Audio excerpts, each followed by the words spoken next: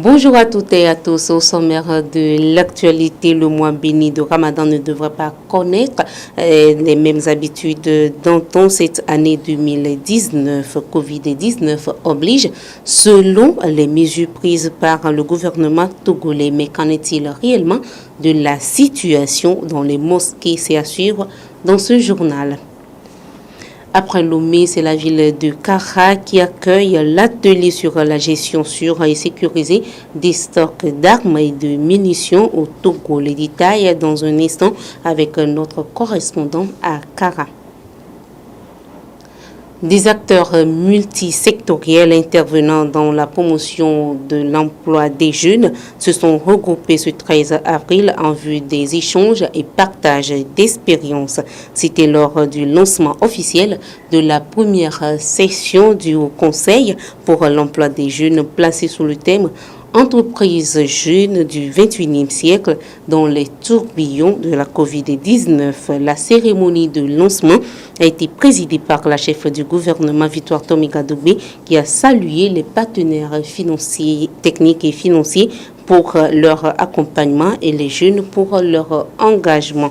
Une plateforme, une application et le portail www.jeune.gouv.tg ont été également lancés dans le but de permettre aux jeunes de bénéficier d'orientation et de formation.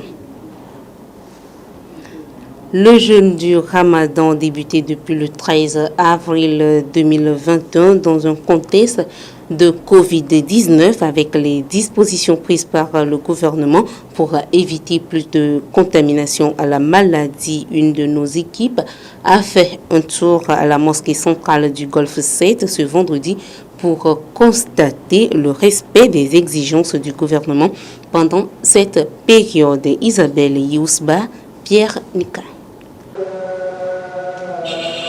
Nous sommes vendredi, un jour sacré dans la vie de tous les musulmans, encore plus en ce temps de carême.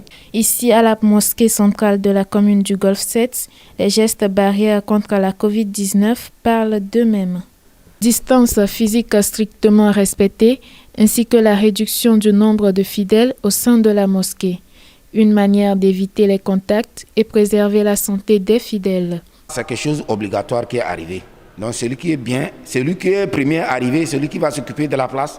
Donc quand toi tu viens maintenant à la place sans s'occuper, c'est fini, tu retournes dans ta maison, tu regroupes ta famille dans la maison et tu les diriges la prière et tu pries là-bas, Dieu va accepter parce que c'est devenu obligatoire. Donc c'est avec ça que nous gérons. Ces dispositions viennent répondre aux exigences du gouvernement dans le cadre de cette période de carême. Exigences rendues publiques à travers un communiqué en date du 10 avril dernier. Même si l'heure de la prière dépend du moment où le soleil se lève, les fidèles d'Allah s'adaptent à la situation. Sinon, nous, ça ne nous gêne pas comme ça, parce que l'autorité est autorité. Quand l'autorité impose quelque chose, il faut que vous vous soumiez pour l'autorité. Donc, nous, depuis l'ouverture de la mosquée, nous respectons les mesures barrières. Et nous continuons toujours. Même les prières qu'on nous a dit d'essayer de finir ça à 19h30. Des fois à 19h25, 23, nous on finit. Et 19h30, la mosquée sont fermées. Comme devoir envers Allah, c'est le moment idéal pour tout musulman de faire le plus d'aumônes possible afin d'enrichir sa relation personnelle avec Allah. Et parlant justement de la Covid-19, le Togo met une pause dans sa campagne de vaccination. Dans un communiqué rendu public le 15 avril, le gouvernement clarifie la situation. Cette pause permettra de faire le bilan depuis le démarrage le 10 mars 2021 jusqu'alors et de réorganiser la campagne de manière à atteindre toute la population. Une chose est certaine, la campagne de vaccination reprend dans les prochains jours. 150 000 personnes sont déjà vaccinées. La gestion sûre et sécurisée des stocks d'armes et munitions au Togo était au cœur d'une rencontre de 3 jours tenue cette semaine à Kara, organisée par la Commission nationale de lutte contre la prolifération des armes légères et de petit calibre. La rencontre avait pour objectif d'outiller les participants sur les nouvelles techniques de stockage d'armes et munitions. Des agents des forces de défense et de sécurité des régions centrales de la Kara et des Savanes ont été outillés du 13 au 15 avril 2021 à Kara sur la gestion sûre et sécurisée des stocks d'armes et de munitions. C'était au cours d'un atelier organisé par la Commission nationale de lutte contre la prolifération, la circulation et le trafic des armes légères et de petit calibre. Le présent atelier vise de manière spécifique à inculquer aux agents de nouvelles techniques de gestion des stocks d'armes et de munitions, augmenter leur degré de responsabilité en matière de gestion sûre et sécurisée des stocks, impliquer les agents dans le processus de prévention des risques liés à la gestion des stocks d'armes et munitions, notamment le détournement d'armes et de munitions, l'auto-allumage des lieux de stockage, etc. et améliorer enfin la chaîne de coordination des services de gestion des armes et de munitions. Plusieurs communications basées sur la thématique ont été présentées au cours de cette formation qui intervient après celle du Grand Lomé. Elles ont été suivies d'une phase pratique des nouvelles techniques de gestion. Les nouvelles techniques de gestion doivent être connues par le personnel spécialisé afin de limiter les risques et les accidents qui peuvent se produire et aussi d'éviter que ces armes se retrouvent dans des mains illicites pour la criminalité dans le monde.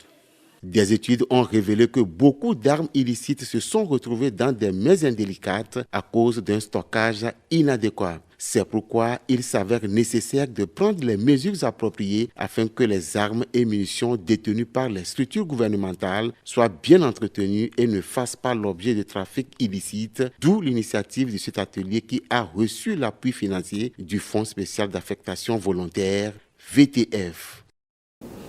C'est un reportage de notre correspondant à Kara. Une centaine de véhicules poids lourds ont stationné cette semaine à la frontière Togo-Burkina Faso. C'est une manière pour les conducteurs d'exprimer leur mécontentement. Ils protestent, selon eux, contre des frais qui seraient perçus par l'UEMOA lors des voyages, soit une somme de 10 000 francs CFA pour Ouaga Lomé sans chargement et 25 000 francs CFA de Lomé à Ouaga avec chargement. Ils demandent la diminution ou carrément l'annulation de ces frais qu'ils estiment trop chers. Ces engins transportent généralement du carburant et ont été stationnés sur plus de 10 km. Pour les conducteurs, la grève continue tant qu'il n'y aura pas de réponse à leur appel. Selon les dernières informations, la situation s'est décantée puisque les véhicules ont commencé par circuler depuis jeudi. Un accord aura été trouvé. Nous parlons à présent sport. Le technicien français Claude Leroy n'est plus le sélectionneur national des éperviers du Togo. C'est la principale information à retenir cette semaine dans l'actualité sportive au Togo. La nouvelle a inondé la toile dans la nuit de lundi 12 avril, comme si l'on s'y attendait. Le technicien français Claude-François-Marie Leroy n'est plus le sélectionneur de l'équipe nationale masculine fanion de football du Togo.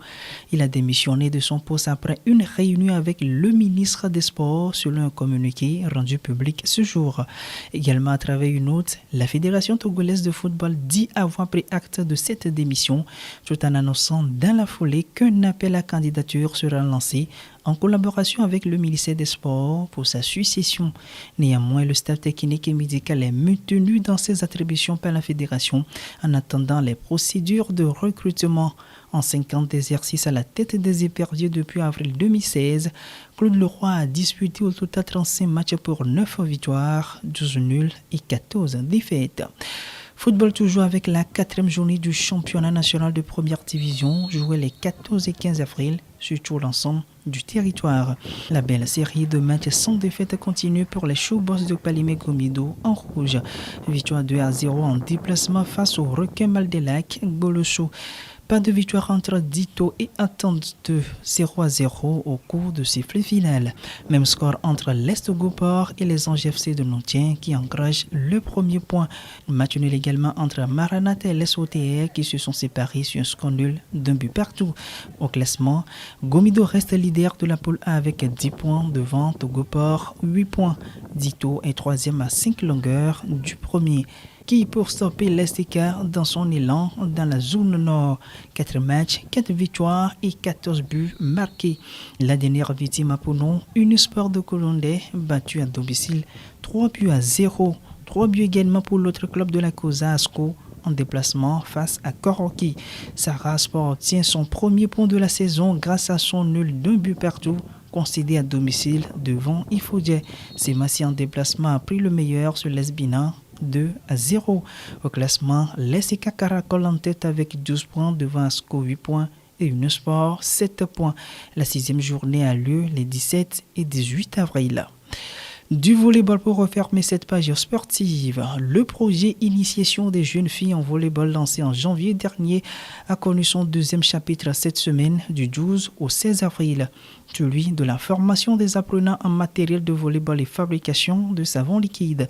Le but est d'assurer à ces jeunes une autonomie socio-professionnelle à court, moyen et à long terme. Une initiative de l'association Femmes Sport et Développement dans le cadre du programme Jeunes filles leaders par le sport et le développement du volleyball. Projet pilote de 4 mois, il prend en compte les communes du Golfe 1 et 6 et d'Aguanivé 1 et 4. Place à présent l'invité du journal Mazalo Katanga, directrice de l'Agence nationale d'appui au développement à la base. Elle était cette semaine avec son équipe à Dapaouan dans la région des Savanes pour une activité à double objectif. Elle nous en parle. La présidente de l'ANADEB avait 2 objectifs.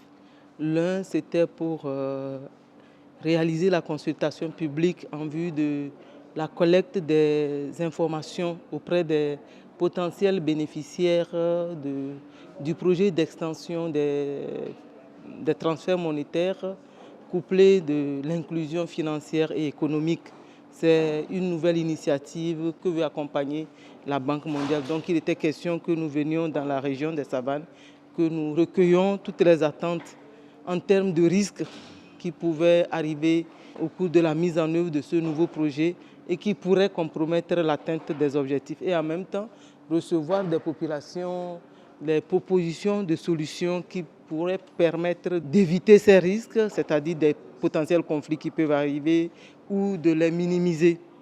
Donc ça, c'était un atelier que nous avons animé parallèlement à l'atelier de bilan du premier trimestre, je dis, de toutes les activités de l'agence, parce que nous avons les 2 projets, les activités des 2 projets, c'est-à-dire le projet de filets sociaux et services de base FSB et le projet d'opportunités d'emploi pour les jeunes vulnérables EJV.